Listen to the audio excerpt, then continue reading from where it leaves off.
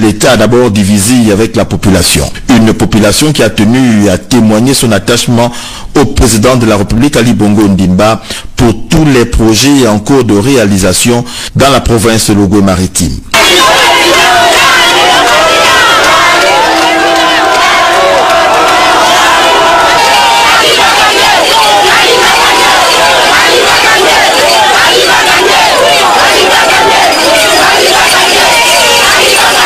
Quatre temps forts ont marqué cette cérémonie: les discours du maire de la commune de Port-Gentil, celui du directeur général de Total, ensuite le discours du ministre des Transports et enfin la visite guidée du chef de l'État Ali Bongo Ondimba. Les travaux ont consisté à l'allongement de la piste d'atterrissage de 1900 mètres à 2600 mètres. La construction d'un aérogare de 5600 mètres carrés, l'ancien pavillon présidentiel a été démoli.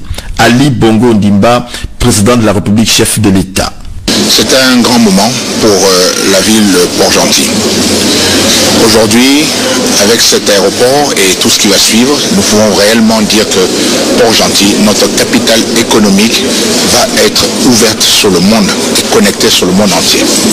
D'abord, il faut dire que nous faisons des efforts et nous allons continuer des efforts importants pour les infrastructures portuaires de Port-Gentil se développent. Port-Gentil a l'avantage d'être un site naturel, exceptionnel, pour un très grand port. Donc la connexion par la mer, mais vous savez vous-même qu'il y a la connexion par la terre, et aujourd'hui c'est la connexion par l'air. Autre projet réalisé, la construction de la clôture et d'un chemin de ronde autour de l'aéroport international de Port-Gentil, l'aménagement des voiries et des parkings. L'aéroport de Port-Gentil est un véritable bijou. Ali Bongo Ondimba, président de la République, chef de l'État.